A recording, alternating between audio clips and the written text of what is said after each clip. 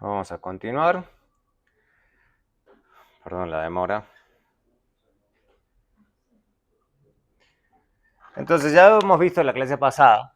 Bueno, los efectos de esta clase, lo que yo les decía, no es tan importante ver cómo se calcula exactamente cada beta, sino que lo que más nos preocupa realmente es la interpretación. Eso es en lo que se enfoca mucho más esta clase, más que en hacer el cálculo. El cálculo no es tan crítico. El tema es cómo interpretarlo. Entonces, la idea es que siempre vamos a tener más de una variable en una regresión múltiple. Esa es la idea. Y la idea es que, básicamente, o sea, está la ordenada al origen, que como les digo, en algunos casos particulares a la gente le interesa. Y es básicamente cuando todas las variables, todos los regresores son iguales a cero. En general, eso no le interesa tanto a la gente, excepto en contados casos. Uno tiene que estar prestando atención, al final es una regresión lineal y es la misma interpretación que tendría una ordenada al origen o intercepto, digamos. En ciertos casos quizás sirva. En general, a la gente le interesan mucho más los efectos parciales, o sea, eso es lo que realmente a la gente le importa, que es los betas que acompañan a cada uno de los regresores. La idea es que cada uno de esos puede ser interpretado como efectos parciales. ¿Efecto parcial en qué sentido? Que básicamente lo que se está estimando es el cambio en el Y estimado, eso es igual al beta 1 estimado por el cambio en X, beta 2 estimado por el cambio en X2. Entonces, si hacemos que otro de los variables sea cero, el cambio en la otra variable sea cero, entonces podemos interpretar a beta 1 sombrero como el cambio estimado en Y sombrero, siempre es sombrerito, multiplicado por el cambio en X. Y obviamente, al revés, si X se mantiene fijo, podemos interpretar también a beta 2 sombrero. Entonces, siempre esa es la idea, digamos, que es el efecto parcial de una variable habiendo controlado por la otra. Siempre se interpreta así. Con más variables todo es muy parecido. O sea, si agregamos más variables es típicamente, ok, estamos captando el efecto parcial de una variable en Y, controlando por las demás. Es la misma idea, ¿ok?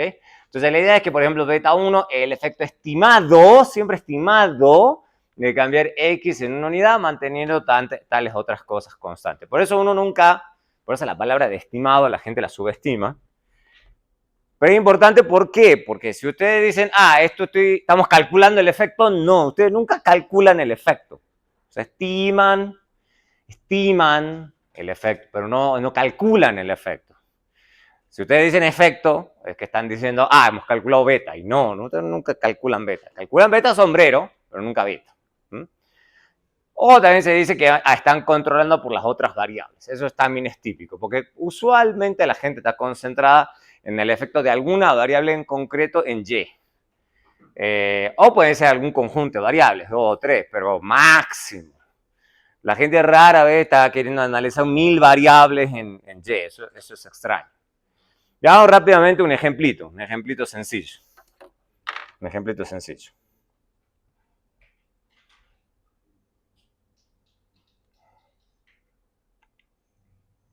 Creo que ya lo he abierto. Entonces, esto es, antes de correrlo, esto es un tema de lo que se le vino a llamar economía de la educación. Entonces, hay un grupo de economistas que estudian de cuáles son los factores que hacen que a la gente le vaya bien en el área educativa, en el desempeño académico. Entonces, acá vamos a utilizar unos datos de Woolrich GPA. Para los que no saben, GPA significa Grade Point Average en inglés, es básicamente el promedio ponderado acumulado.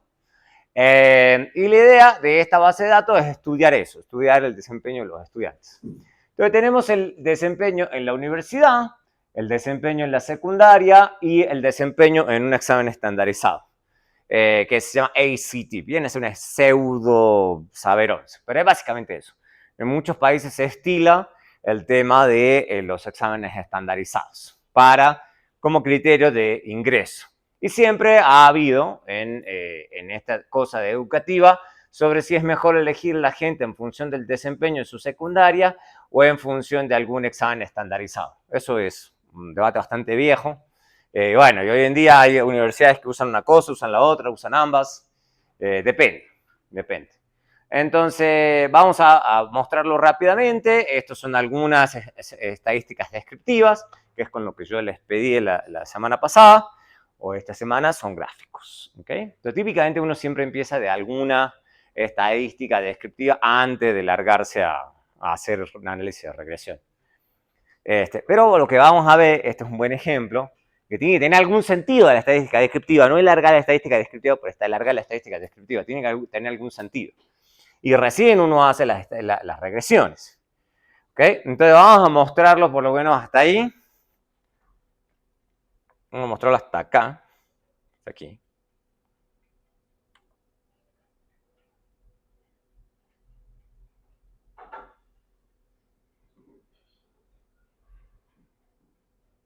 Entonces, acá tiene un propósito. En general, yo sí les voy a mostrar con que tenga algún propósito la estadística descriptiva.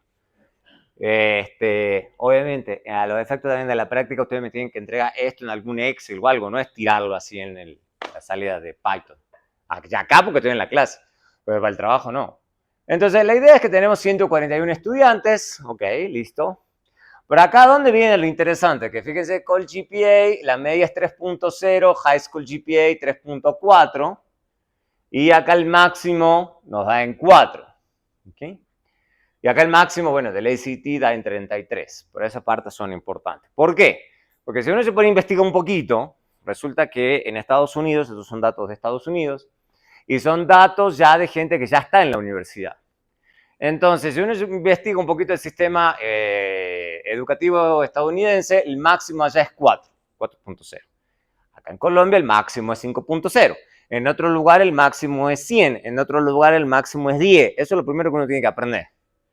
¿Por qué? Si estamos en economía de la educación, hay que entender cómo los diferentes países miden el desempeño educativo de sus estudiantes. Y hasta incluso dentro de un mismo país, eso varía. Entonces hay que aprendérselo. No es así como, tiro la estadística y se ponen como robotitos. Entonces hay 141 observaciones, el promedio de la variable es 3.057, la deviación estándar es... Eso es lo que hace. Eso es maquinita. O sea, ahí no le están aportando nada al análisis. Pónese a decir eso. Cero. Su aporte está siendo cero. ¿Ok? La cosa tiene que ver con decir, bueno, no, el media es 3.0, el máximo es 4. Eso tiene que ver. Entonces uno dice, el máximo en Estados Unidos es 4.0 y está el examen estandarizado que el máximo es 33. Entonces me está diciendo que en la muestra que tengo, el máximo puntaje que la gente se ha sacado es 33. Pero entonces es diferente a la escala de 4.0. Entonces son unidades de medida diferentes. Entonces no es lo mismo, claramente, sacarse un punto más en el ACT que sacarse un punto más en el promedio. Son unidades de medida completamente diferentes. ¿A dónde está el aporte? ¿Okay? No es solamente decir la media, Eso es... Ahí la máquina los va a comer vivo, digamos. La máquina es mucho mejor para hacer eso. Entonces, acá es donde uno empieza a decir, ¿y por qué esto es importante? Para las interpretaciones. Porque recuerden que lo que estamos haciendo es el delta. Y el delta de que ustedes normalmente van a suponer que es delta de 1. No va a ser lo mismo el delta de 1 de Call GPA o de High School GPA que el delta de 1 en ACT. No tiene nada que ver. Entonces hay que aprenderse esas cosas. Hay que entender los datos. Pero son ustedes los que tienen que entender los datos, no la máquina. ¿Ok? Para la máquina esos son números. Pero la máquina no entiende de qué se trata. Uno le está diciendo de qué se trata. ¿Ok? Entonces, piensen un poquito antes de ponerse a hacer regresiones. O sea, obvio que es re fácil hacer cálculo de estadísticas descriptivas. Tema de parte de ustedes a analizarlo. Ahora sí, nos pasamos a las regresiones. Entonces, vamos a tener dos tipos de regresiones antes de correrlas.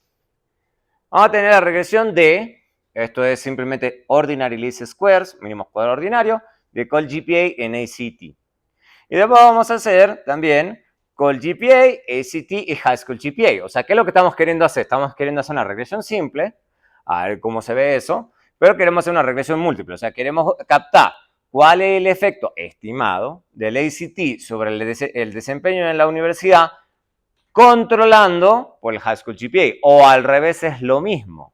O queremos ver cuál es el efecto del High School GPA controlando por el ACT. ¿Cuál de los dos puede ser un poco más importante? Porque siempre está el debate, lo que les digo. O sea, en estas cosas casi siempre la gente se mete en debates. En donde ¿qué es más importante? ¿Cómo le iba a la gente en la secundaria o cómo le fue en el examen de ingreso? Bueno, y ahí hay que abrir el debate. Pero no es como... no, corro las regresiones, lo pego en el trabajo y listo, ya está. No, o sea, pónganle un poquito de esfuerzo. Entonces acá lo estoy mostrando muy sencillo. Hay muchas formas de presentar esto, como les digo. A ver más adelante la forma que se usa en economía.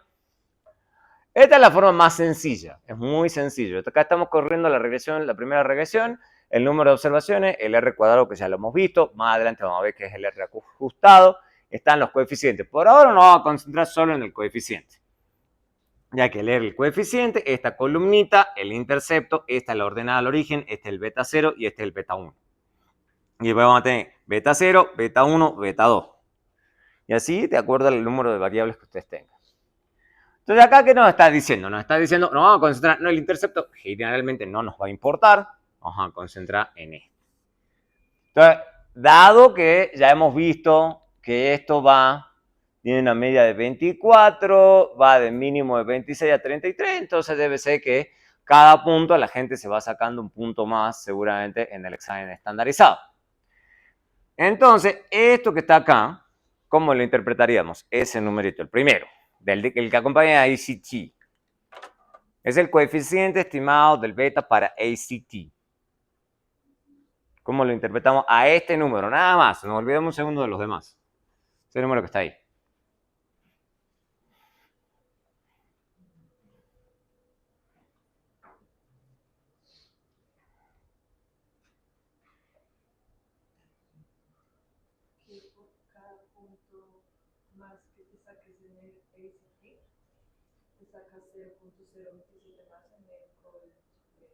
Ok, se estima que todo eso es importante. Ok, pero de todas formas, eso de vuelta es ¿qué? ¿Una regresión? ¿Cómo es una regresión? Simple. Eso es lo más importante. Siempre uno parte de la simple y empieza a complicar la cosa, pero uno siempre parte de la simple. Entonces ahora sí decimos, bueno, entonces parece que pues, es relativamente importante. Hay que acordarse que esto va de 3.3, por ejemplo, hasta 4. O sea, entonces esto, digamos, no está nada mal, digamos. Esto es 0.03 de, en promedio, 0.37. Eso es bastante, digamos, es como un 10%. ¿Okay? Para eso sirve la estadística descriptiva. Miren qué complicado. O sea, esto significa como un 10% de aumento en el desempeño académico. Aprox.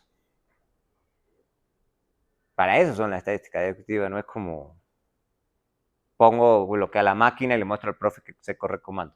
No, que tienen que decir cuánto significa.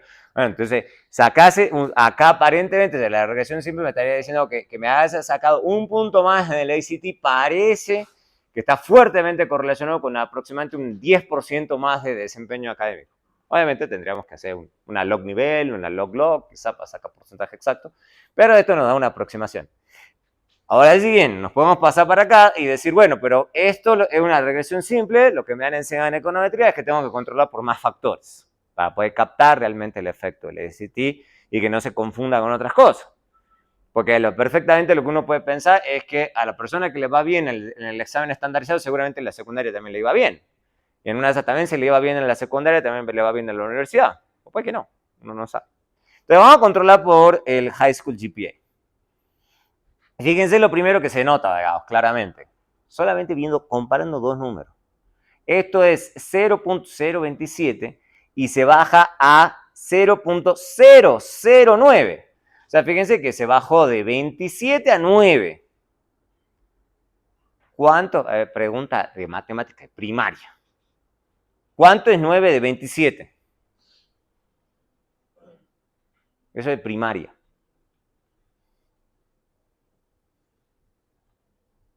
Ni siquiera necesitan la calculadora. Eso es de primaria.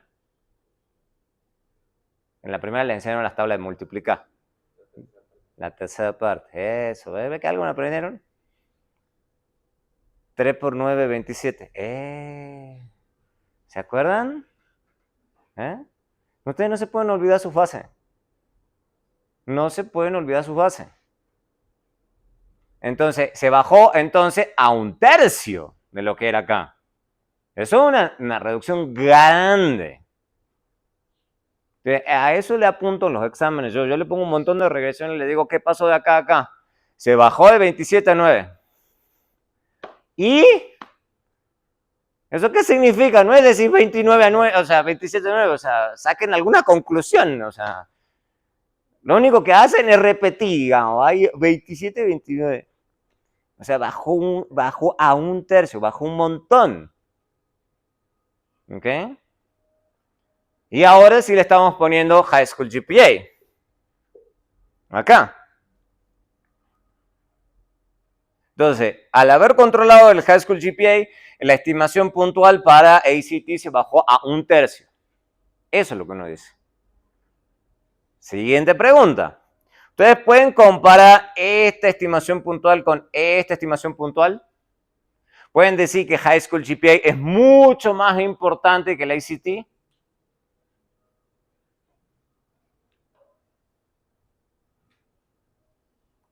Sí, no sé.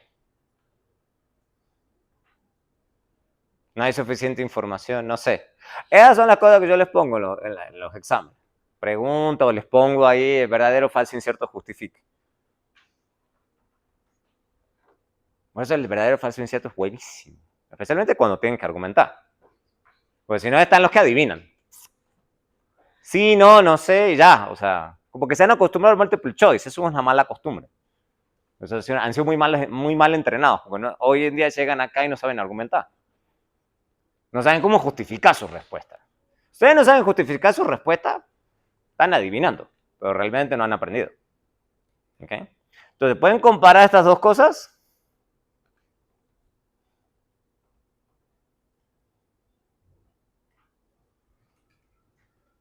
Pregunta de examen. ¿Es más importante?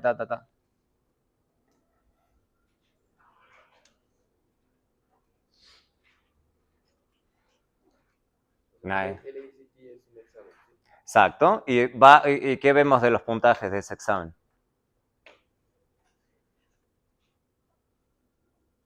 ¿Y qué vemos del puntaje de High School GPA?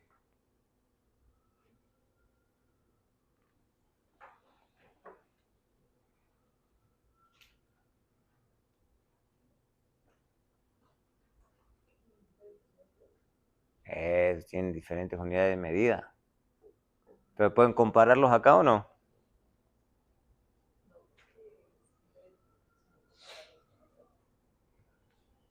¿Ven? Y hay que explicar eso. No, porque cada variable tiene una unidad de medida diferente, entonces el cambio en una unidad de cada uno se representa cosas muy diferentes. Tienen que usar conocimiento que ustedes sí tienen. ¿Es lo mismo sacarse un punto más en su promedio acá o en el saber 11? ¿De cuánto a cuánto va el saber 11? Conocimiento que ustedes sí tienen. ¿De cuánto a cuánto va el saber 11? El máximo, pero el mínimo, 0. ¿Okay? Entonces, sacarse un punto más en el saber 11 es lo mismo que sacarse un punto más de promedio en la universidad. No tiene nada que ver. Entonces, usen eso. Ustedes sí saben ese tipo de cosas. Es lo mismo acá, solamente que las escalas están un poquito diferentes. Pero uno con ver las estadísticas descriptivas ya se da cuenta.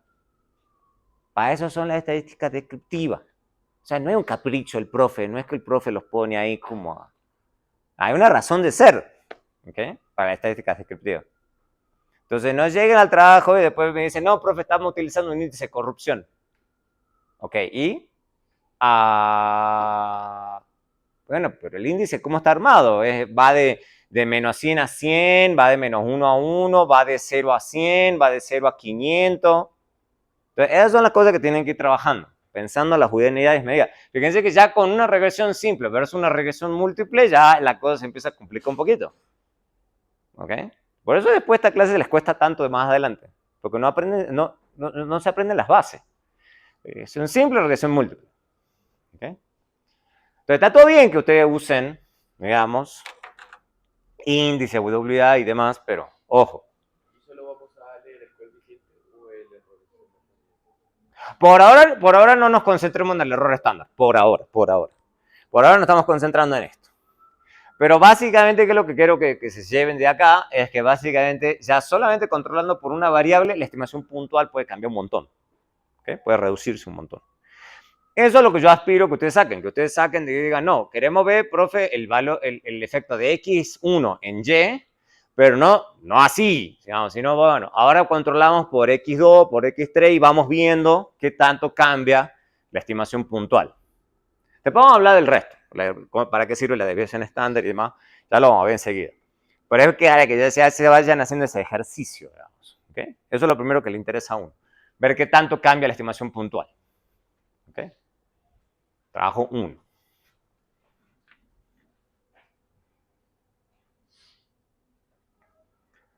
Y creo que acá tengo otro. Sí, tengo otro. GH. Lo voy a poner la misma. Sí, de hecho lo voy a hacer en estos momentos. Pues si necesito toda una diapositiva para poner otro. Vamos a poner esto acá. Y este se va. Hablamos de la GIH. La GIH es la gran encuesta integrada de hogares. Ya se deberían haber memorizado eso también. Creo que es la GIH. Así, peladito.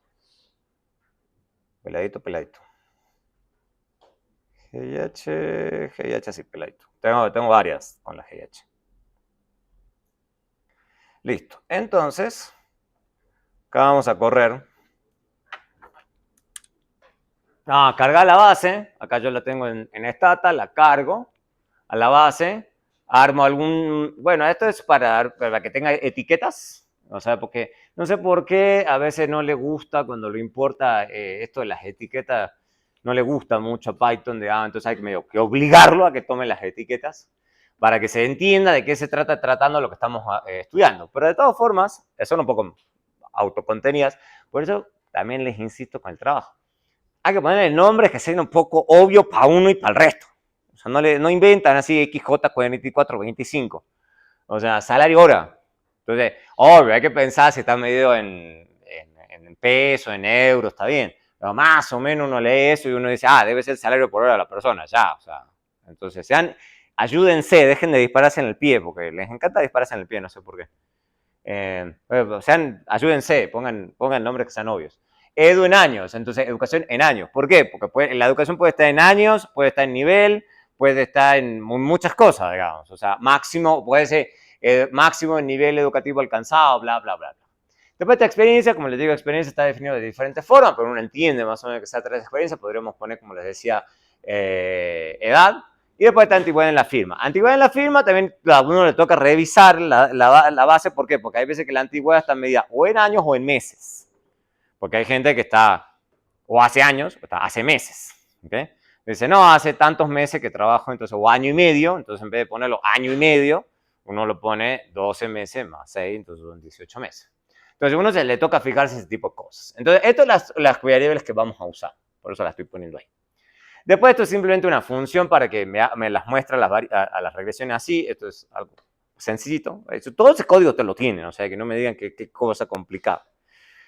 Después está el tema acá abajo, para que nos corra, porque básicamente todo tiene que ser numérico para que esto funcione. Entonces hay que decirle a Python que todo es numérico, ese es el único lío.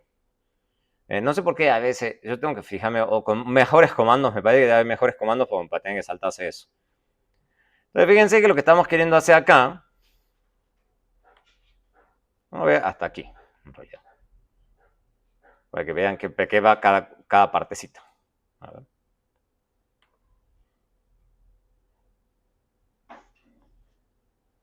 Se va a cargar, se demora un poco porque la GIH es gordita. Es una base un poco gordita, son un par de gigas, entonces acá normalmente se va a quedar ahí cargando un poco. Se demora un poco en cargar. Cuando lo carga, ya, el resto corre rápido.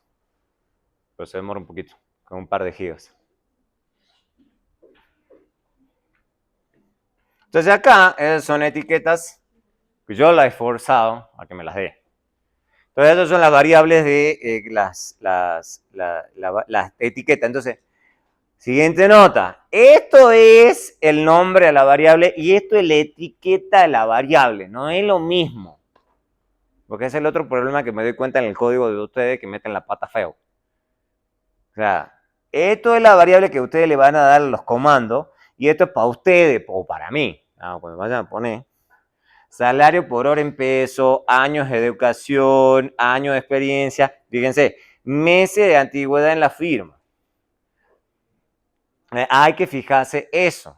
Y ustedes ayúdense, uno si se olvida de las cosas. ¿Ok? Entonces, uno se olvida en qué está medido en peso. Entonces, por ejemplo, una de las preguntas, y surge todo el santo tiempo, ¿en peso de qué año?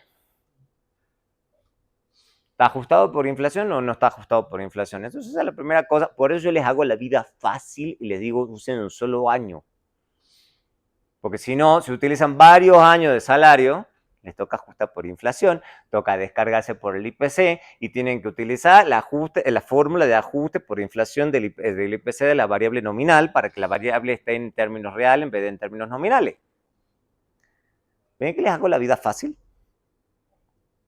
Pero no, ustedes insisten en dispararse en el pie. ¿Okay? Yo no sé por qué. Después se tienen que poner ahí, entonces está en peso, esto está en año de educación. Esto es difícil de calcular, afortunadamente el DANE sí se lo da a uno. Creo que recién en las últimas bases no lo da, no sé por qué razón. Después está años de experiencia y después está meses de antigüedad, que eso ya lo tengo calculado yo. ¿Okay? No me acuerdo la fórmula tampoco en este momento. Pero entonces tienen que ayudarse ustedes. ¿En qué está medida cada cosa? ¿Para qué? Para que puedan hacer después las interpretaciones. Entonces acá voy a correr todo de una sola vez. O sea, las regresiones y las diferentes regresiones. Y está. Esto tengo que configurarlo para que deje de hacer esto, porque como que lo resume. Eso es de configuración del programa. Entonces vamos a ver desde el principio. Entonces, fíjense. Primero, el logaritmo de salario por hora en años de educación. Eso es una regresión simple. Es una regresión simple.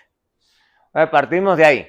Entonces, no fijemos, este número ya lo hemos visto antes. Primero que nada, vemos que la muestra es ligeramente grande, por eso le digo que es 2.8 millones de observaciones, por eso se demora un poquito en cargar, porque son muchas observaciones. Entonces nos fijamos, está el R cuadrado, entonces ya que estamos, bueno, más allá, deberíamos interpretar primero esto. Pero el R cuadrado, esto es súper interesante y divertido. El R cuadrado y estamos regresando log de salario por hora en años de educación. Entonces, ¿cómo interpretamos ese R cuadrado? Pregunta de examen. ¿Cómo interpretamos ese R cuadrado? Que no es tan chiquito.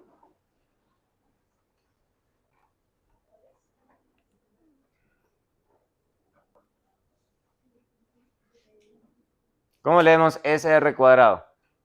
Dado que estamos regresando log de salario por hora en educación en años.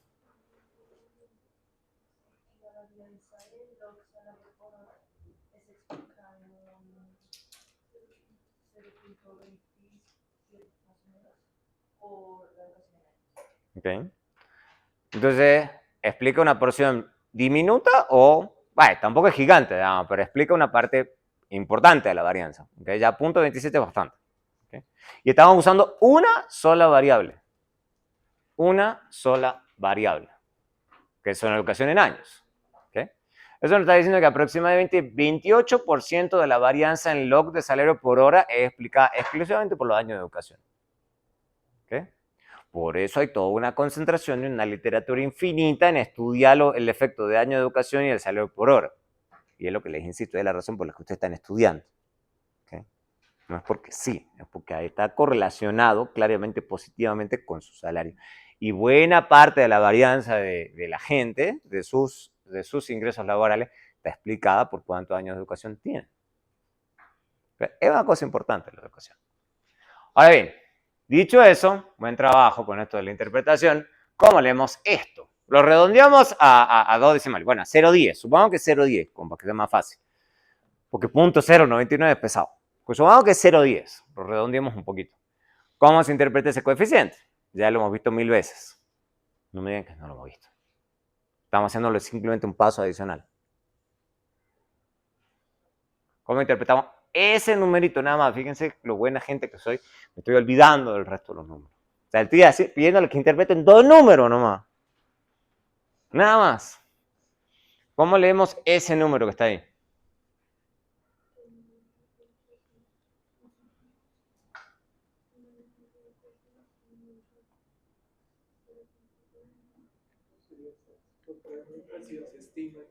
Se estima que no, 0.1, hay que ser un poquito más preciso, ya hemos visto. Esto es una log nivel. Entonces, 10%. 10%. ¿Okay? En este caso, como es una log nivel, entonces sí se multiplica por 100, porque es log nivel. Entonces, se estima que con un año más de educación, al 10%, se aumenta el ingreso laboral o el salario por hora en un 10%. Ahora bien, el trabajo que se hace es agregarle controles a eso. Entonces, fíjense que uno dice, bueno, pero en una de esas estoy o sobreestimando o subestimando los retornos a la educación. Hay que agregarle controles. Entonces, empecemos poco a poco. Le agreguemos experiencia. Fijémonos que ahora que le agregamos experiencia, ya que estamos. Entonces, interpretemos este coeficiente para experiencia. ¿Qué nos está diciendo experiencia? Y sí, experiencia también está en años.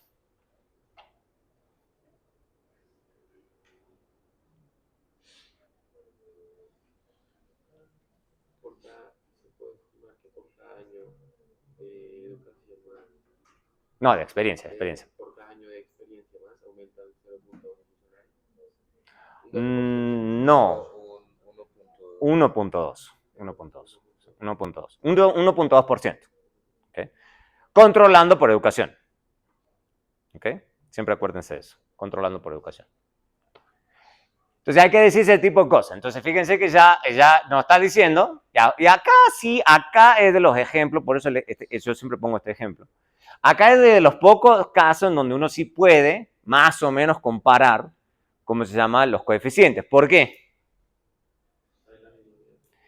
La misma unidad de medida. Año de educación está medido en años y los años de experiencia están medidos en años. Entonces, más o menos, ¿okay? Entonces, ¿qué nos estás diciendo? Que más o menos la educación en años nos rinde más que los años de experiencia. Más o menos. Eso es lo que más o menos nos está diciendo. De hecho, podríamos hasta comparar los dos. Nos está diciendo básicamente que un año de experiencia es como que nos rinde 10 veces, o sea, nos rinde prácticamente como 10 años de experiencia. Un año de educación. Bajo esta muestra, etcétera, etcétera. Pero eso es más o menos lo que uno tiene bien comparando los puntos, sí.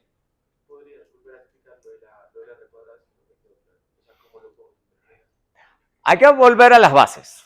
Siempre hay que volver a las bases. Entonces, tenemos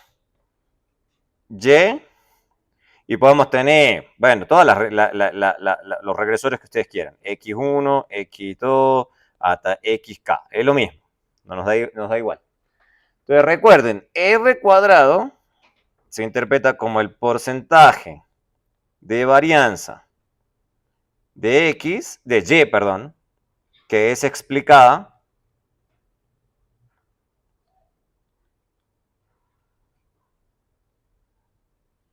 por X, bueno, en este caso es X1 hasta XK.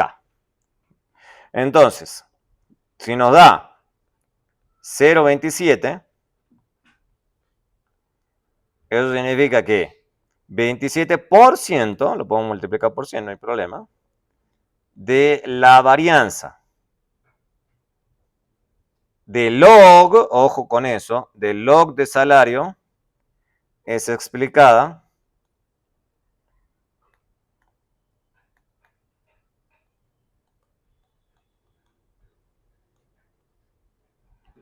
por años, que es años de educación.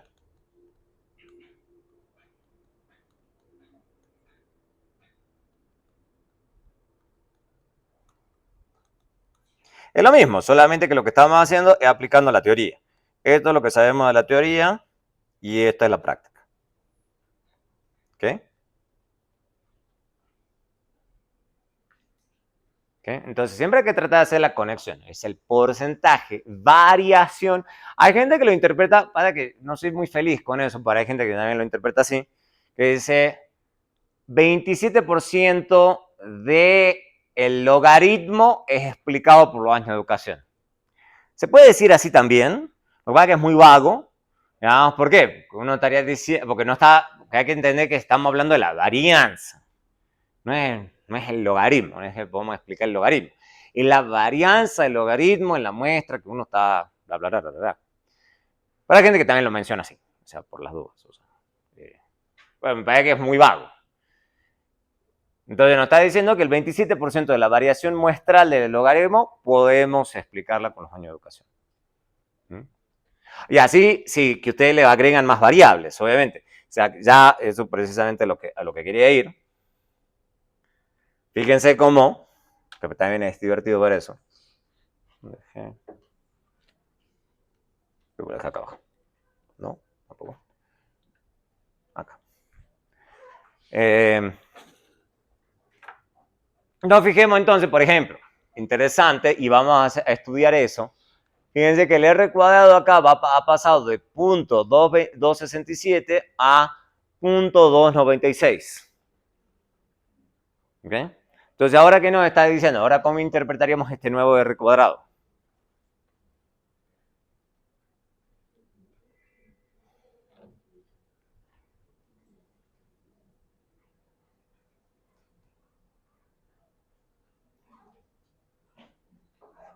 Es muy parecido, solamente que ahora le estamos poniendo dos variables. El modelo explica en un 30% el, ¿cómo se dice? El logaritmo del salario. La varianza del logaritmo del salario, ¿ok? Sí. No, hay gente que lo dice así, pero yo como los voy a molestar un poco para que se entienda que es la varianza de. Eso es importante. Entonces, bien, entonces eso, ¿ok? El 30% lo estamos redondeando ya, o sea, para que no quede .296. O sea, en el examen sí me tienen que poner 29.6. O sea, estamos acá para que sea fácil. Obviamente, después ahora le agregamos de experiencia, ya le ponemos antigüedad en la firma, está en meses. Entonces, fíjense que el R cuadrado sigue subiendo. ¿Okay? Vamos a hablar enseguida de por qué eso pasa. Pero fíjense ahora que acá, a eso que debería llegar, fíjense que acá me da, en la estimación para Edu en años, me da .099, .121, y acá me da .116. ¿Okay? Concentrándonos solamente en la estimación de Edu en años. Entonces, lo que se dan cuenta rápidamente es que las estimaciones puntuales no necesariamente tienen que bajar o subir, como pueden ir para cualquier lado. ¿Okay? Depende, porque ustedes ya vamos a hablar de eso, de cómo va cambiando, digamos, la estimación puntual en función de que ustedes agreguen regresores, obviamente regresores que tengan. ¿Okay? El problema que va a haber, y ese es básicamente la materia prima de la econometría, es qué pasa cuando no tenemos ciertas variables. Ahí es donde está el lío. ¿Okay? Porque siempre va a haber cosas que no vamos a tener. Entonces siempre uno asume que lo que uno está estimando o está subestimado o está sobreestimado. Pero se puede ir para cualquier lado a medida que agreguemos controles. Uno nunca está completamente seguro. Esa es la primera consecuencia. La primera observación. Si yo uso todas las variables del modelo, se supone que me tiene que dar R cuadrado al 100%. Eso es lo que vamos a ver. En realidad, ¿qué es lo que va a pasar? Okay. Eso, no sé si lo tengo enseguida. Sí, pero ya vamos a llegar a ese punto. Sí, si le pondríamos cualquier cosa, o sea, lo que va a pasar, eso es lo que vamos a ver enseguida, es que siempre que le pongamos cualquier cosa a la regresión, siempre el R cuadrado sube. Por eso a la gente no le gusta realmente el R cuadrado, porque básicamente podrías meterle cualquier cosa y va a subir igual. Hace ya muy poquito. Entonces, en realidad la gente no, o sea, te da como una idea de cuánto estás explicando de la varianza muestral de la variable, pues la gente no lo usa como el super criterio, digamos, porque dice, siempre me va a subir, o sea, si es por ese criterio, le meto cualquier cosa al modelo y listo, digamos. O sea, a eso vamos a llegar. Entonces, volvamos al caso de dos variables independientes. no en el caso de dos variables independientes, el caso más sencillo. Entonces nos vamos a concentrar en beta 1. Entonces, si regresamos x1 en x2, esto suena raro hacer esto, pero tiene sus consecuencias y esto es un resultado teórico bien importante.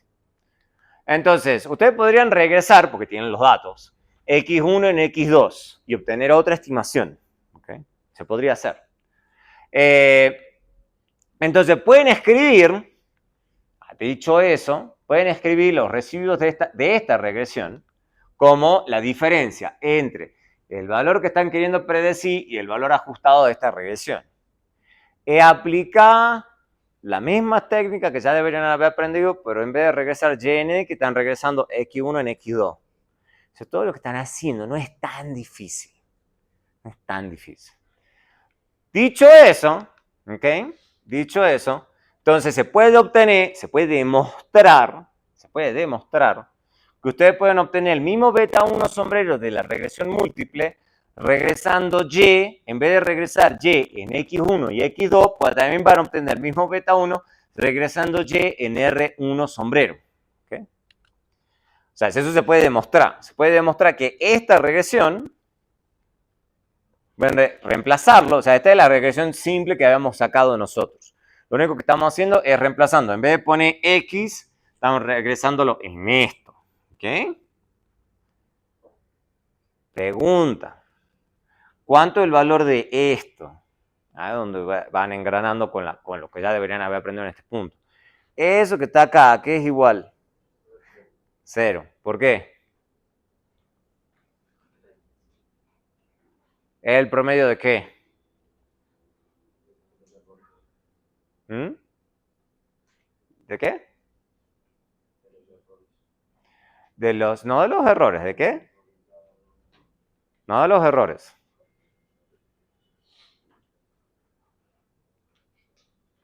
Algo conectado con los errores, pero no son los errores. Los errores nunca los vemos. No, tampoco. Esto es una media muestral. Acá no hay esperanza en ningún lado. De los residuos. ¿Y de qué habíamos dicho de los residuos? Los residuos tienen la sumatoria de los residuos es igual a, de cualquier regresión de mínimos cuadrados. ¿Cuál es la sumatoria? ¿A qué es igual la sumatoria de los residuos de cualquier regresión de mínimos cuadrados ordinario? A 0. Entonces su media muestral es 0. Entonces esto es 0. ¿Ven que está todo encadenadito? Entonces, obviamente, como esto se va, yo puedo escribir esto que está acá. Y como esto también se va acá abajo en el denominador, yo puedo escribir esto que está acá abajo. Está todo conectado. Y después, por propiedades sumatorias, yo puedo reescribir esto así. A ese último paso no me pregunten de dónde sale. Eso ya lo deberían saber. Lo hemos visto en el repaso. Entonces, dicho eso, estamos escribiendo esta expresión. Entonces, esta representación de beta muestra la interpretación del efecto parcial de x1 en y. ¿Por qué? Porque hay que acordarse que los residuos de una regresión es la parte con una correlación de 0 con el regresor de interés. Eso ya lo hemos visto en regresión simple. Lo que pasa es que estamos pasando de la simple a la múltiple. Entonces, los residuos son la parte no correlacionada con x2. Repaso de regresión simple. Entonces, ¿qué nos está diciendo? Que básicamente lo que estamos estimando con beta 1 es la parte de x1 que no está correlacionada con x2. ¿Se acuerdan de álgebra lineal, la ortogonalización y todo ese tipo de cosas? Tiene que ver con eso. Si se acuerdan. ¿Okay? Entonces, ese R1 es el residuo, es X1 después de haberles eliminado la parte correlacionada con X1. Correlacionado es la parte importante. Recuerden que correlacionado siempre está hablando de relaciones lineales. No significa, si ustedes tienen ganas de complicar el análisis, que pueda tener otro tipo de conexión no lineal. Pero por lo menos lo que hace mínimos cuadrados todo el santo tiempo es limpiar cosas lineales. ¿Okay? Eso es lo que está haciendo el método por sí. Esto es lo que básicamente la gente dice, beta 1 es el efecto estimado de x1 en y controlando por x2. Pero hay que entender que ese control es un control de tipo lineal, es una correlación cero, pero ya. ¿Okay? Y estamos controlando solo por x2. No significa que haya alguna otra cosa por la cual no hayamos controlado. No va a ser nunca posible controlar por todos los otros factores. Eso no es real. ¿Okay? Obviamente, en la generalidad, uno puede escribir esto, más, con todas las variables que ustedes quieran, y se dice beta 1 es el efecto estimado de x1 en y controlando por ra, o sea, por todo lo que quieran. ¿Okay? De x2 hasta xk. Eso, cuando uno lo generaliza, se conoce como teorema de Frisch-Wald. Eso se conoce como teorema de Frisch-Wald. Entonces, el día de mañana que hablen de teorema de Frisch-Wald, no crean que es una cosa tan difícil. ¿Okay? Básicamente es que ustedes pueden interpretar de forma parcial cada uno de estos efectos, porque ustedes pueden regresar cada uno de los regresores en los demás regresores y tomar a y regresado en esos residuos. Eso es lo que dice el teorema de Frisch-Wald. Hasta se puede demostrar con matrices. Quizás los pongan en econometría 2 a demostrarlo con matrices. Acá no lo voy a hacer, porque es pesadito. O sea, hacerlo sin matrices es bien duro. O sea, por eso toca aprender matrices. Con matrices uno aprende bien álgebra matricial, es fácil. Pero entonces no se espanten el día de mañana. O sea, por lo menos si tienen que aprender en este punto, que es econometría básica, de qué se trata ese teorema. El teorema de Frisch-Wald básicamente nos está diciendo que podemos claramente interpretar las betas de una estimación de mínimos cuadrados de esa forma. Para eso sirve el teorema. Es el resultado del teorema. No lo vamos a demostrar en esta clase. Tranquilo. Voy a pedir otras demostraciones, pero no esa. Voy a poner otra más fácil. Obviamente, tenemos el modelo de regresión simple. Supongan que ustedes tienen este modelo de regresión simple. La pregunta obvia, que lo acabamos de estar viendo con regresiones, es qué pasa si lo quiero comparar contra la regresión múltiple. O sea, con dos regresores, pasa de un regresor a dos. ¿Okay? De 1 a 2. Recuerden, en la econometría 2 van a tener todo el tiempo K regresores. O sea, en esta clase estoy siendo buena gente con usted. Estoy siendo buena gente. Entonces, en general, obvio, ya lo hemos visto, la estimación de regresión simple no va a ser la misma a la regresión múltiple. ¿Okay? La pregunta es, ¿qué tanto varía? O sea, ¿cuál es la conexión entre ambas cosas? Se puede probar, tampoco lo vamos a demostrar, de que esta es la conexión entre ambas estimaciones. Se puede demostrar esto, no es tan complicado. Podría buscar la demostración y ponerla acá. Pero no lo vamos a hacer en este punto. Entonces, fíjense que básicamente me está diciendo que beta 1 moñito, recuerden eso de la regresión simple, es igual al beta 1 de acá, pero más esta expresión. Entonces, tuvimos que de qué se trata esa expresión. Hay una parte que es obvia, que es beta 2. Pero esta es la que es más complicada. Esto es la estimación del coeficiente dependiente de regresar x2 en x1. Por eso tiene otra notación. ¿Okay? Es regresar x2 en x1. Entonces, lo que básicamente me está diciendo es que la diferencia, o sea, esta partecita que tengo acá, está dada por el efecto que tenga x2 en y, o el efecto estimado al menos, ¿ok? Multiplicada por la pendiente de la regresión de x2 en x1. Ese es básicamente el producto. Entonces, ¿qué me está diciendo? Que va a depender. ¿Qué me está diciendo esto básicamente? Que la diferencia entre la regresión simple y la múltiple va a depender de cuál es la correlación que tenga x2 con y la correlación, que está medido por esto, que tenga x2 con x1. O sea, las dos cosas son importantes. Las dos cosas son importantes. Y encima es el producto de las dos cosas. Y eso va a ser bien importante. A ver, en este punto parece trivial, pero va a ser bien importante. Obviamente van a ser iguales, ¿bajo qué escenario? Y también eso lo vamos a explotar más adelante. ¿Bajo qué escenario va a ser igual? Básicamente cuando esto sea 0 o cuando esto sea 0, obvio. Algo parece como matemática re básica, pero la gente después se lo olvida. Mira, se lo está olvidando. ¿Por qué? Porque básicamente esto se les da más o menos una guía interesante. ¿Qué les está diciendo? Básicamente que si es algún regresor que esté muy poco correlacionado con Y, o sea, porque 0 va a ser muy difícil, pero podría ser una correlación baja, ¿ok? Podría ser que la correlación sea 0.0001, o sea, entonces, ¿cuál es, digamos? O que acá también sea 0.001. O sea, entonces, eso es lo que ya les da una guía a ustedes de cuándo va a estar subiendo o bajando las estimaciones puntuales. Porque va a depender de la correlación que tenga esa variable. Puede que en una de esas que no cambie mucho, sencillamente porque está muy poco correlacionado con el X de su interés o está muy poco correlacionado con Y o ambas. ¿Ok?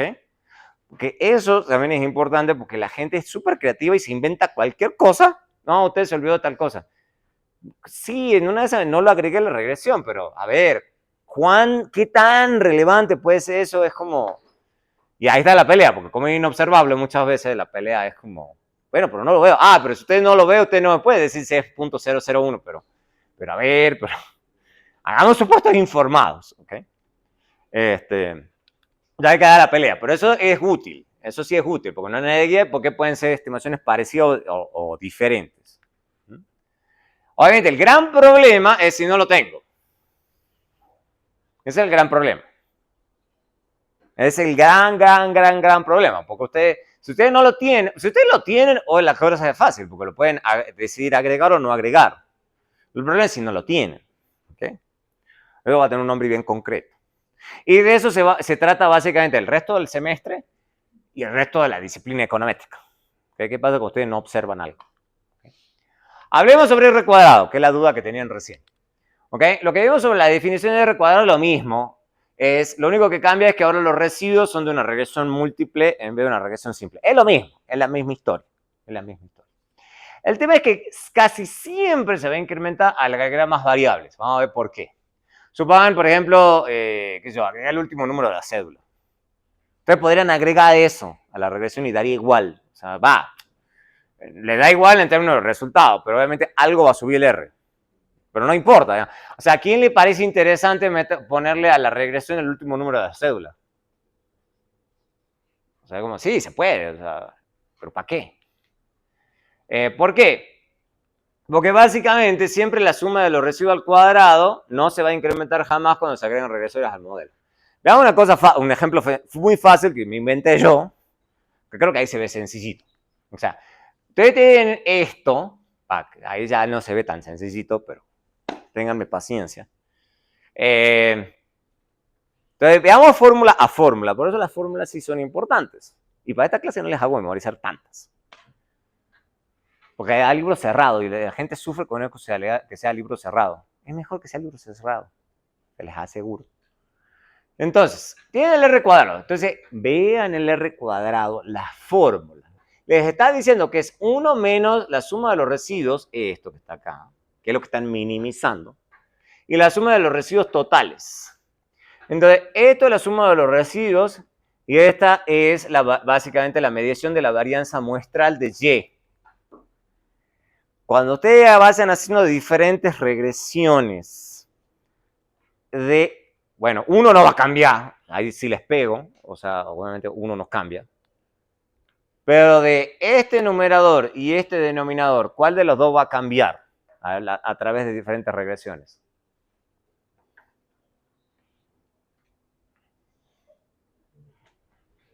Va a cambiar la suma de los residuos al cuadrado o la varianza muestral de Y. ¿Cuál va a ir cambiando?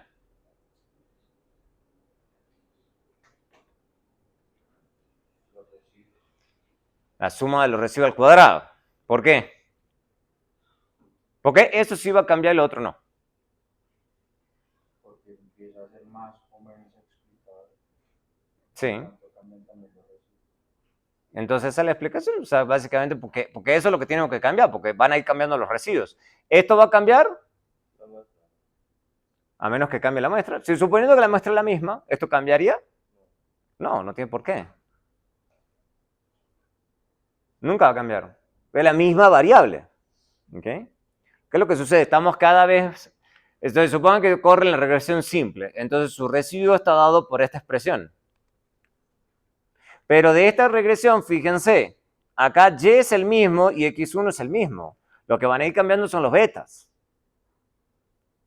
Pero sus regresores son los mismos. Especialmente Y. Se recuerda que lo que están queriendo hacer en este R cuadrado lo que mide es explicar la variación muestral de Y. Pero el Y es el mismo. Por eso se usa más el R ajustado. Vamos a llegar al R cuadrado ajustado en 2 minutos, sí, ese es un buen punto. Tenemos la 2, pero fíjense, la 2 ya le estoy restando beta 0, beta 1, beta 2. En la 3 estoy ya restándole beta 0, beta 1, beta 2, beta 3, y así sucesivamente, le están restando cada vez más. Pero fíjense que tienen en común todas estas regresiones, el Y. Ese es el mismo. Por eso el R cuadrado siempre sube. Siempre va a subir. ¿Okay?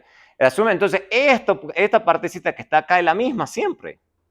Y obviamente, a medida que ustedes le van poniendo más regresores, obviamente por la naturaleza de mínimos cuadrados ordinarios, recuerden, mínimos cuadrados ordinarios, ¿qué es lo que está haciendo? ¿Qué es lo que está minimizando?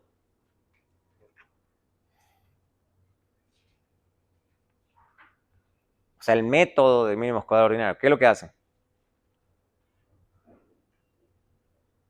Ustedes tomaron la derivada y todo. Minimiza esto. ¿Okay? Entonces, esto hace que esto sea cada vez más bajito. En general, digamos. O sea, en una de esas, pero va a ser muy imposible, digamos, o sea, que suba. En general, la naturaleza, el método hace que esto sea entonces cada vez más bajo, esto sea lo mismo, entonces el denominador va bajando, entonces el R cuadrado sube. Y entonces, si yo utilizo todas las variables en R cuadrado puede llegar a 100%. ¿O no necesito? Va a llegar a 0,99999999, pero no, uno, no, o sea, tendría que ser, porque ahí ya es perfecto. Es perfecto, es muy difícil. No. En la práctica, en la teoría quizás, pero en la práctica no. En la práctica no te va a pasar. En la práctica no va a pasar. Entonces siempre R se incrementa. R cuadrado siempre se incrementa. Por eso no se usa. Entonces, pregunta de examen, les pongo un montón de regresiones y la gente, yo le digo, elija la mejor y está el que no aprendió nada. Ah, mire, ya tiene el R cuadrado más alto, esa es. Y ese es el que no tiene que pasar el examen, pero no aprendió nada. ¿Okay? O sea, usar entonces R cuadrado como criterio de elección entre regresiones no tiene mucho sentido. ¿Okay? Porque siempre terminarían eligiendo el que tiene más regresores. Y punto, digamos. O sea, no, ya. Entonces no es la mejor guía. No es la mejor guía. R cuadrado, ya vamos a hablar de R cuadrado ajustado. Un buen punto. Gente, no, si perdemos datos, todo lo que estoy diciendo no es cierto. ¿Okay? Si se usan dos regresores que tienen dos muestras diferentes, entonces los R cuadrados no son comparables. Entonces, por eso también uno les molesta a ustedes, y ustedes, ay, profe. No, ustedes tienen que mostrar la regresión y pone abajito el número de observaciones que tiene cada regresión. Tienen que ver con eso. Porque si no, las estimaciones no son comparables. Entonces, el R cuadrado no es comparable, ni los betas son comparables en general. Se utilizan muestras muy diferentes. A veces uno los deja pasar si, por ejemplo, tienen una muestra 100 observaciones y la otra regresión tiene 98. Bueno, está bien, puede ser. ¿Okay? Pero si una regresión, que es lo que yo los molesto con el trabajo, tiene 260 y corren otra regresión y tienen 40, pero a ver, o sea, una es una fracción pequeña una de la otra, entonces no es lo mismo, digamos, o sea, hay que tener cuidado. Pero veamos rápidamente, por ejemplo, este es un buen ejemplo. Un poco viejo, pero no importa. No importa, sirve igual.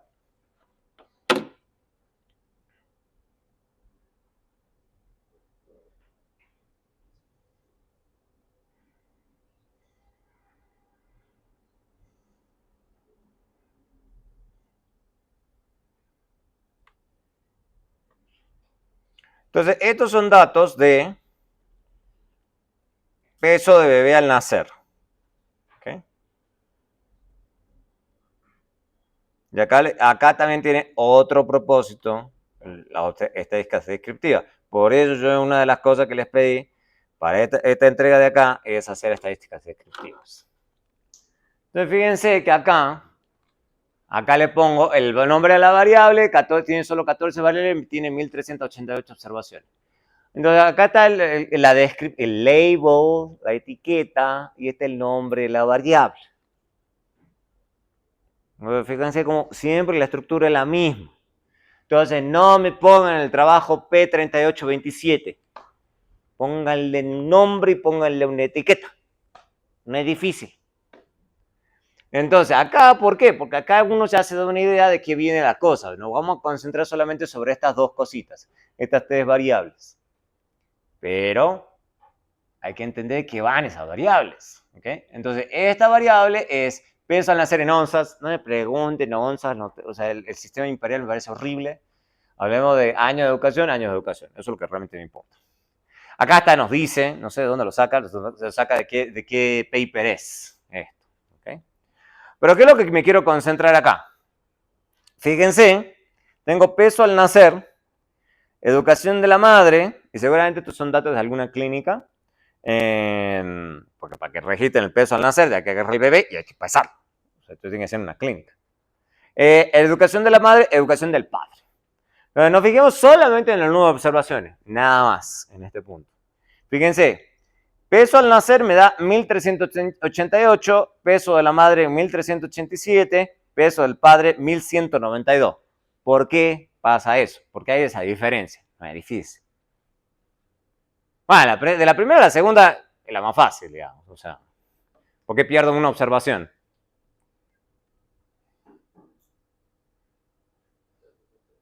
¿Cómo? Sí, ya sé que hay datos faltantes, pero el tema es ¿por qué? ¿Por qué creen ustedes que hay un dato faltante ahí?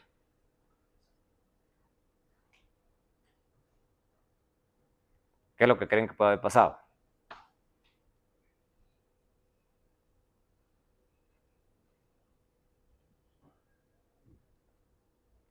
Hay variables no observables. No, estamos hablando solo de los datos. Ah, Solo los datos. O sea, piensen en la práctica, en la recolección de datos. Están recolectando datos de peso al nacer y datos del padre y la madre. Están en una clínica. Están pesando a los bebés. Piensen un poco de sentido común. Entonces, acá pierden una observación. ¿Qué es lo que seguramente pasó ahí? falleció la mamá. Puede haber fallecido la mamá o simplemente que la mamá, ¿qué? Le preguntaron y ¿qué pasó?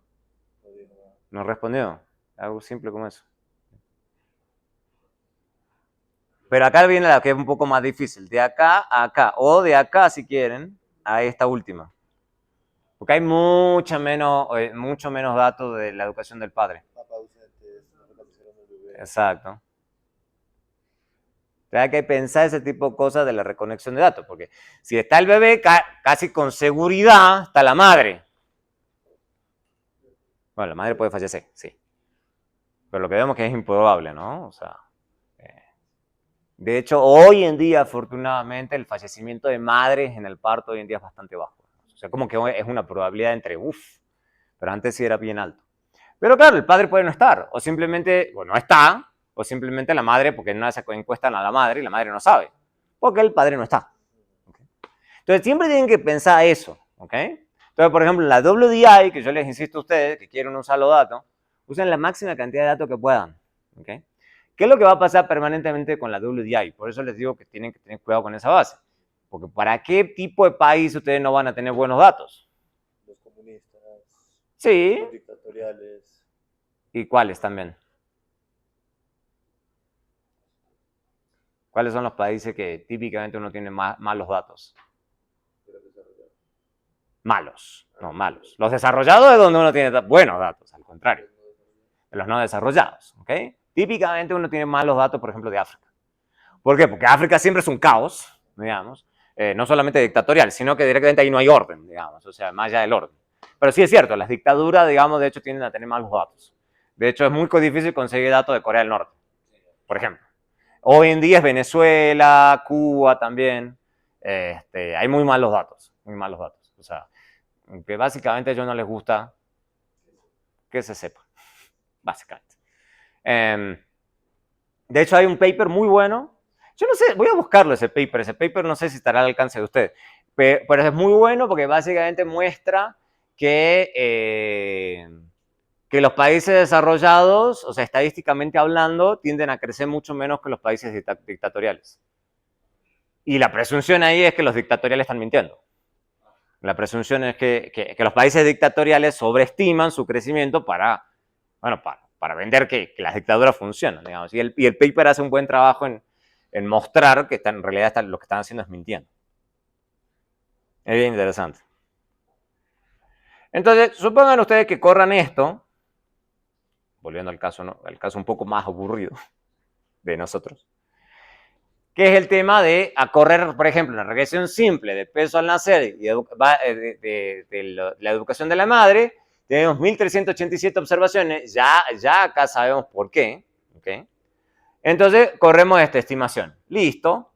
Y tenemos el R cuadrado. El R cuadrado en este caso nos da bien bajito, porque hay un montón de factores, además, obviamente, de la educación de la madre, que seguramente le explica la varianza. Depende de un montón de otras cosas, no solamente de la educación de la madre. Pero fijémonos, ese era mi punto de este ejercicio, que acá nos da 0.004 y acá da 0.006.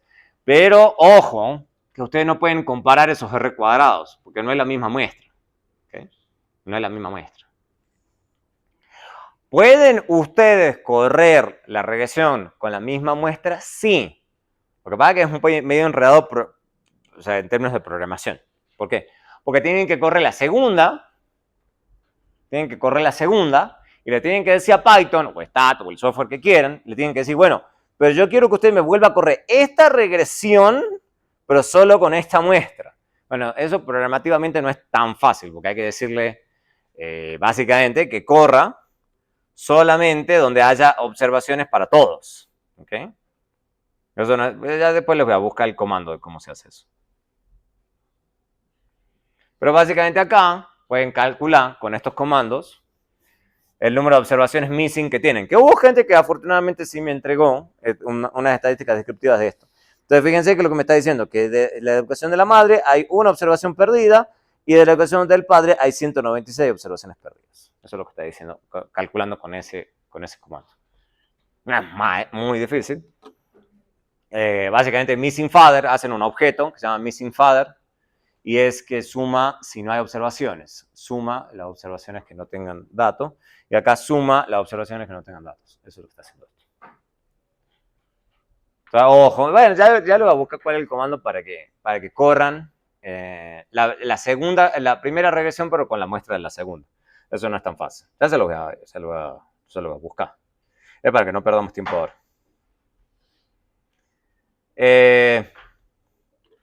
Listo.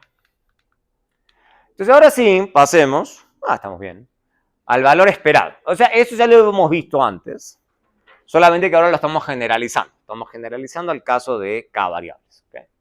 Ahora vamos a ver de vuelta las propiedades estadísticas, pero bajo una regresión múltiple. Es muy parecido a regresión simple. Entonces, si se aprende regresión simple, esto es fácil, súper fácil. Vamos a tener que hacer, obviamente, bajo supuestos para derivar estas cosas. Y estos sí supuestos son mucho más generales. Los supuestos que habíamos hecho eran solamente para regresión simple. Esto es regresión múltiple. Vamos a suponer que el modelo es lineal. Lo que yo les he dicho, también pueden pasarse a modelos no lineales si tienen ganas, o incluso a métodos no paramétricos, si tienen ganas. No paramétrico, semiparamétrico, Bueno, todo estamos suponiendo que es lineal en parámetro, o sea que es paramétrico y además lineal. ¿Okay? Que es todo muy bonito. Lo otro que vamos a suponer es que hay una muestra aleatoria. Vamos a suponer que la muestra es aleatoria. Sencillo. Que tenemos una muestra aleatoria de tamaño n. Eso no tiene ningún misterio. Vamos a hacer el supuesto de no colinealidad no perfecta. Sí voy a hablar un poquito en este escenario de esto. Porque hay gente que le obsesiona esta cosa y no es tan difícil. O sea, básicamente que ninguna de las variables independientes es constante y que no hay ninguna relación lineal perfecta entre las variables independientes. Eso es todo lo que está diciendo. O sea, lo único que está diciendo es que no puedo agregarle una constante. Me parece trivial, no es tan trivial. O sea, básicamente que tienen que tener cuidado cuando están corriendo la base de no poner una constante. O sea, es medio poco interesante meter una constante, pero hay gente que a veces comete esos errores. O una relación lineal perfecta. O sea, Básicamente, ustedes no pueden tener dos regresores que sean así. Que uno sea una función, ni siquiera de GU ahí, es una función lineal. O sea, básicamente que construyan, por ejemplo, que construyan un regresor que sea 2 veces otro regresor. No se puede. O que sea la mitad. Tampoco se puede. Y así. O sea, no puede ser una combinación lineal perfecta. ¿Okay? Combinación lineal perfecta. Tiene que ser perfecta para que esto se viole. No significa que en la práctica, y vamos a insistir en eso a lo largo de la clase, de que pueda haber correlación en general. Correlación siempre va a haber entre regresores y no pasa nada. O sea, va a tener consecuencias, sí, pero en general siempre va a haber correlación entre regresores. Es inevitable. ¿Okay? Hay gente que se le estresa eso. O una cosa como esta, tampoco. O sea, una combinación lineal de un montón de regresores, tampoco se puede. No puede pasar ni esto ni esto. O sea, no tiene que pasar nada de esto. De hecho, la próxima vez ahí le pongo beta 1, B1, B2, B3. O sea, para que quede claro. Básicamente, si esto se viola, no se puede estimar por mínimos cuadrados. Y desafortunadamente me fijé en Python. Python no sale una advertencia. Hay que tener cuidado entonces con Python. En cambio, Stata sí es sabio y cuando pasa eso directamente tira una de las variables. R creo que también dice, no, o sea, esto no se va a poder. Entonces hay que estar prestando atención. Entonces vamos a ver cómo se ve en Python, que es lo que estamos usando en esta clase. Si uno corre esto.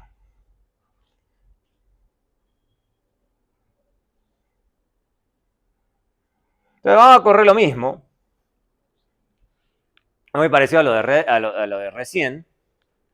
Y lo que vamos a hacer es algo un poco tonto, que es multiplicar una variable por otra. Y ya. O sea, ahí estoy cargando todo.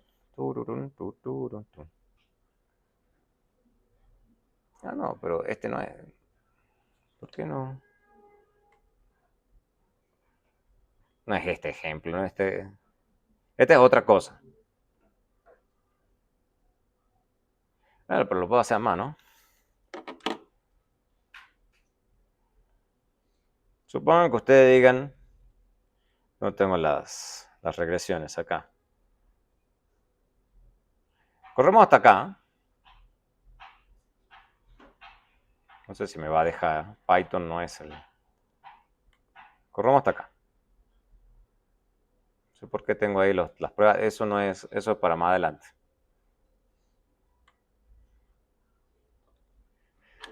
Veamos rápidamente. Esta es educación en año y es muy parecido a lo que ya habíamos obtenido antes. Nos da un R cuadrado y es logaritmo del salario al mes. Listo, no es muy difícil. Hacemos esto. Hecho eso. Solo puedan ustedes, por las razones que sean, que ustedes digan, voy a correr. Vamos a mostrarlo acá abajo. Corremos otra regresión, modelo 2. Supongan que quieren correr lo mismo, pero le quieren poner, creo que le puedo poner acá más, le puedo poner 2. ¿Okay? 2 por. En una ocasión. Result 2. Listo. Y esto no es sí, no, resulta. A ver qué me sale ahí. No sé si me deja Python. Eso estoy por descubrir ahora a ver si funciona o no. Me dijo, me dio error, me imaginé.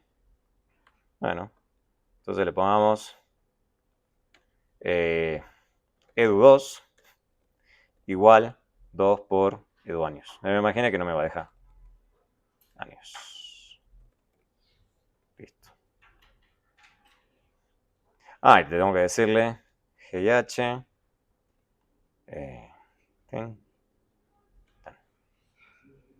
¿Lo está sacando? Sí, data GH. ¿Por qué no corrige? Fix. No sé por qué me está molestando. Ah, bueno, está definido, pero quiero que lo saque a la base. Ah, le faltaban las comillitas. Listo. Faltaban las comillitas. Eso es parte de siempre del programa. Me faltaban las comillitas. Listo, ya. Entonces, acá para que sepan, digamos, qué es lo que estoy haciendo. voy a definir una nueva variable que sea 2 veces en los años de educación, pero le tengo que decir a Python, Python es medio picky en eso, le tengo que decir que la saque de la GIH, que la GIH yo la cargué allá arriba, que está acá. Entonces le tengo que decir, sáquelo de esta base, que está cargada acá. Si uno no le dice, y eso hay que tener cuidado, él no entiende, porque él no entiende de dónde quiero sacar, porque en Python, para que sepan de algo de programación, uno le puede cargar a Python todas las bases que uno quiera. Uno puede cargarle 1, 2, 3, 5, 20 bases. Entonces, si yo no le digo GIH edu años, él no entiende de dónde tiene que sacar la variable, que yo le tengo que decir, si no, él no entiende. Y acá sí le voy a poner edu2. Edu2.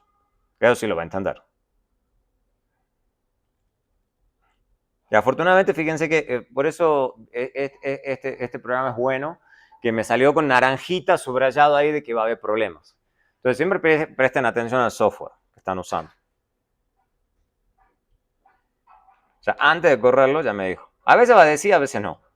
Entonces, fíjense que es interesante. A mí me parece que es un error grave. En algún momento seguramente lo van a resolver.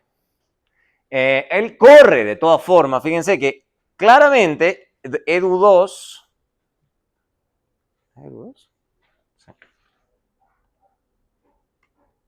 edu2, ahí está. Entonces estoy corriendo claramente, estoy multiplicando por 2 los años de educación. Entonces claramente edu2 es una variable que es una combinación lineal perfecta de la otra. Clarísimo. ¿Okay? Y sin embargo corre. Sin embargo corre. Entonces, ojo con Python, que Python no sale ninguna advertencia, no sale nada en rojo, corre igual. Lo máximo que hace acá es tirarnos esto que dice aquí. Esto dice, esto puede indicar que hay un problema de colinealidad. ¿Okay? Básicamente eso es lo que nos hace. Pero él debe ser un tema de programación que debe estar diseñado de forma tal que de todas formas corra. O sea, no se frena. Pero no sale la advertencia de todas formas. Entonces hay que prestar atención. Porque fíjense que lo que da acá no tiene mucho sentido. Da unas cosas rarísimas. Entonces a uno le tiene que sonar una alarma en la cabeza a uno.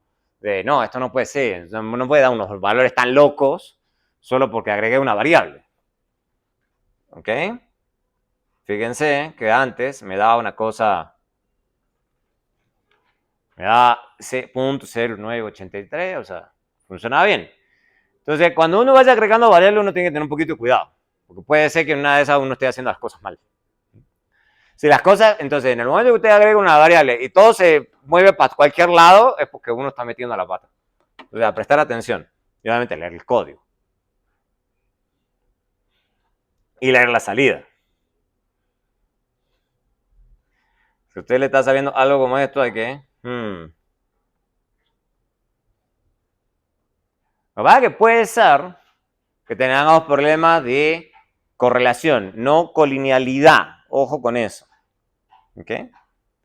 Puede ser que la correlación sea alta, pero no sea perfecta. ¿Veis que perfecta es el problema? No que sea alta. Alta va a tener sus problemas, pero eso lo vamos a ver enseguida.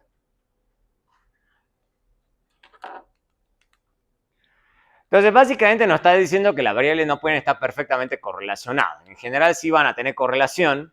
Por ejemplo, este es un ejemplo sencillo para que no tenga los datos. Por ejemplo, supongan que quieren explicar el desempeño educativo y quieran ver el desempeño educativo de algún estudiante en el saber 11 y el gasto en educación que hace la familia. Y en paralelo quieren controlar por ingreso de la familia. Obviamente, que es lo que seguramente uno piensa entre la correlación entre esta variable y esta variable. Una depende de la otra. Sí, pero principalmente en términos de correlación, ¿qué es lo que uno espera? Que las familias que gastan más en educación ganen más. En general uno piensa eso. No es perfecto. O sea, no es que hay una... O sea, a ver, porque para que sea perfecto tendría que ser que todas las familias, por darle un ejemplo, que todas las familias en la muestra gasten, qué sé yo, el 10% de los ingresos familiares en educación. Eso no va a pasar. O sea, las familias gastan más o menos, ¿no? Pero no hay una relación perfecta. Entonces, la correlación siempre va a existir. O sea, es inevitable. Pero se va a poder estimar. Puede estar altamente correlacionado, pero va a funcionar. ¿Okay? Tampoco las variables al cuadrado o en logs viola esto porque son de tipo de funciones no lineales. Pero tampoco pasa nada. O sea, si ustedes ponen a edad y edad al cuadrado, no pasa nada. O sea, este supuesto no se viola. Porque edad al cuadrado es una función no lineal de la edad. O sea, tampoco pasa nada. Igual con x al cubo, a la cuarta, a la quinta.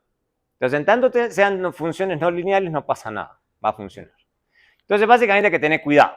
Nada más. No es difícil. No es difícil. Obviamente, este es el que más nos va a ocupar el tiempo, que es la esperanza de u condicional en los demás x. E insistimos a lo largo de la clase, a lo largo de todas las otras clases de econometría, siempre hay algo que a uno se le puede escapar. Siempre, siempre. ¿Okay? Y como u no lo podemos observar, esto siempre es una posibilidad. Siempre, no importa cuántos regresores agreguemos. Puede pasar un montón de casos. Si alguna forma no lineal, como el de edad al cuadrado, es omitida. Te puede pasar eso. Por eso uno a veces juega un poquito con las formas no lineales, porque eso sí se puede. Agregar edad al cuadrado, probar diferentes formas funcionales, se puede y no nos cuesta mucho. Omitir una variable muy clave, eso es la clave. Eso es lo que más va a molestar. Que esté correlacionada con cualquiera de nuestros regresores, obviamente, y correlacionado con Y, obvio. O sea, básicamente es U, el problema. Eso siempre es una posibilidad y nunca lo podemos eliminar. Porque básicamente tenemos unos datos malos, hay alguna cosa que se nos escapa, o sea, básicamente no se puede. Es el famoso meta o santo grial del ceteris paribus que no lo vamos a alcanzar. Obviamente también existe posibilidad de errores, ¿ok? O la posibilidad que X y Y sean determinados conjuntamente. O sea, hay muchas posibilidades que ese supuesto se viole. Oferta y demanda, que ya lo hemos visto, policía y crimen, que ya lo hemos visto. Entonces hay un montón de posibilidades por las cuales no vamos a lograr que la esperanza de U. Pero vamos a ver que también, como antes, tiene propiedades bonitas. Si eso es cierto, si uno hace ese supuesto, se habla que las variables son exógenas. Eso sí es importante. Conceptualmente hablando se lo tienen que aprender.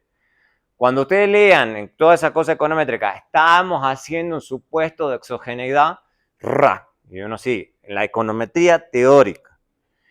En la práctica, uno no puede típicamente suponer exogeneidad, pero en la teoría uno sí. Entonces hay que tener cuidado con eso. Siempre que por cualquier razón eso se viole, se dice que uno tiene un problema de endogeneidad o que está lidiando con una variable endógena. Entonces, si esto es cierto, se habla de exogeneidad. Si esto no es cierto, se habla de endogeneidad. Entonces, eso sí se lo tienen que aprender. ¿Okay? Eso es pregunta de verdadero, falso, incierto, justifique. Ah, no, tal cosa exógena. Bueno, eso es conceptual. Conceptual.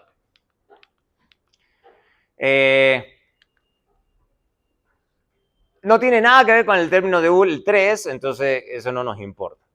En cambio, esto restringe la relación entre U y las X y nunca puede ser verificado. Nunca. O sea, ustedes no pueden, eso sí es un punto importante, no pueden verificar esto.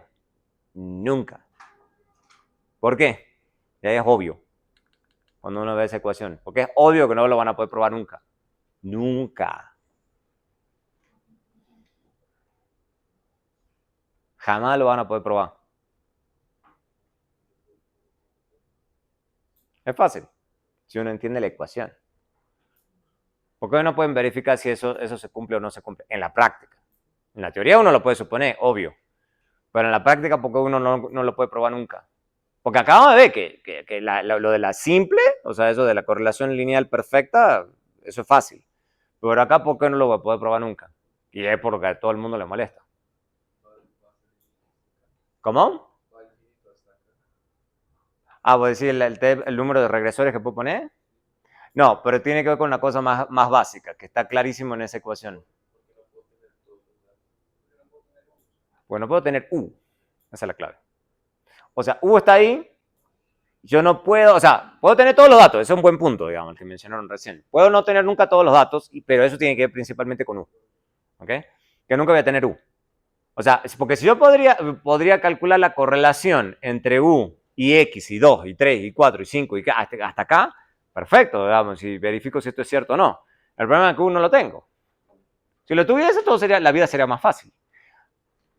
Probar que la correlación de U sombrero con los X es 0 no prueba esto.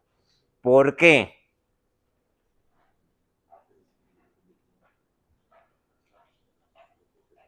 Otra vez.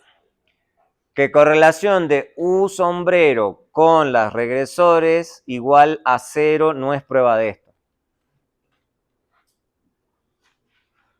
Verdadero, falso, incierto, justifique. Esa es la que yo les pongo. La correlación, tal estudiante de econometría le da correlación de los residuos igual a 0 con sus regresores y dice que eso evidencia de que la media condicional 0 es cierta en su regresión. Es una frase. Verdadero, falso, incierto, justifique.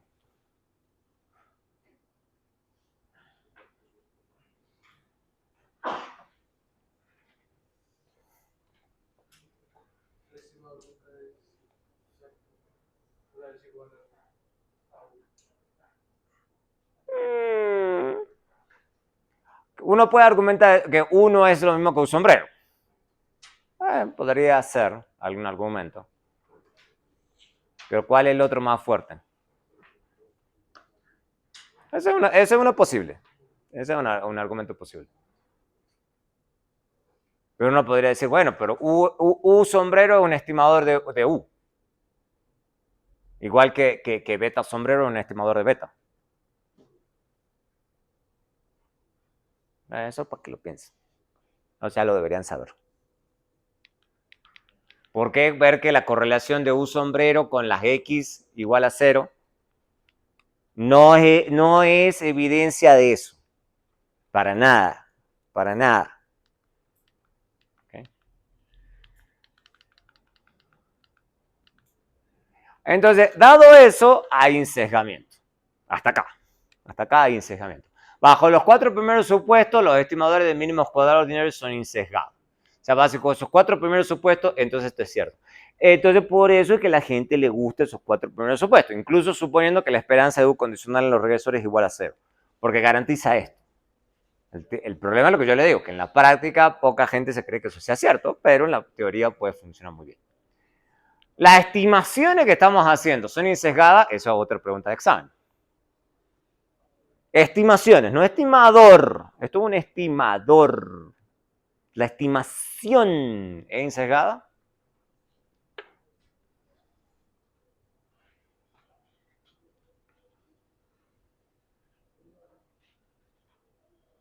La estimación. Un estimador. Acá digo que dice el estimador. La estimación. Las palabras son importantes. ¿Ensegada sí o no? Incluso bajo los 4 primeros supuestos.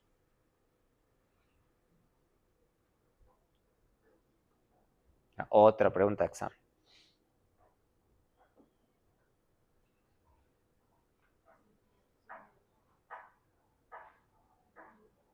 ¿Ven que les toca repasar?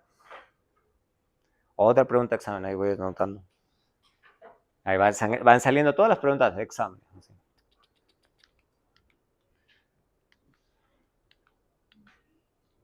Las estimaciones no son insesgadas. No. ¿Por qué? Porque las estimaciones son un número, entre infinitos números que me podría dar. Y rara vez, muy rara vez, si no es imposible, porque uno nunca va a estar seguro, de que sean iguales a los valores poblacionales. Esto es poblacional. Ustedes no pueden asegurar en la práctica que lo que están obteniendo, el número que están obteniendo, sea igual al poblacional. Eso es lo que estarían diciendo con esto. O sea, lo que está diciendo es el segmento que el estimador más o menos va a estar cerca, pero no que va a ser igual. Y la estimación mucho menos. ¿Ok? Pero ahí es la estimación de... la estimación de la deuda. Pero este es esperanza del estimador. No esperanza de la estimación. Ojo. La estimación es un número. O sea, nos da 0. Algo. O 38.27. Pero ustedes no pueden decir eso porque estarían diciendo, encontré lo poblacional. O sea, estarían diciendo, asegurando, y nadie hace eso, en ciencia al menos, de que uno encontró el parámetro poblacional. Nadie hace eso. Nadie. Uno puede decir, sí, con buenos argumentos de que uno está cerca. Dice, no, mire, qué sé yo, por ejemplo, eso es lo que se dedican los famosos metaestudios. Los metaestudios, para que sepan, lo que hacen es, ustedes juntan, no sé, 100 papers y se fijan cómo esos 100 papers han calculado tales cosas. Dice, mire, en promedio a la gente le da 0.09, en una de esas, en la población da 0.09. Puede ser, pero uno no asegura que uno obtuvo lo poblacional. Un metaestudio se trata de eso, o sea, uno no corre esto, sino que se fija qué es lo que otros han estimado. ¿Okay? Esa es otra cosa, eso se llama un metaestudio. ¿Okay? Lo que nos dice, básicamente nada más, es que el proceso de estimación de mínimos cuadrados más o menos va a dar cerca a los parámetros poblacionales, más o menos, que va a estar centrado, pero nada más. No nos dice que, o sea, que no va a estar muy lejos, nada más. Eso es lo que dice la esperanza. Recuerden, la esperanza es un momento de la función de distribución de probabilidad de una variable aleatoria. ¿Okay? Significa que está centrado, no que es igual.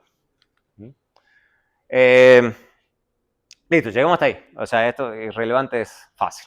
Vamos a seguir la próxima clase con esto y vamos a continuar, y continuar, y continuar. Pero vayan llevando el material al día, si no, ya se dan cuenta que esto se va acumulando.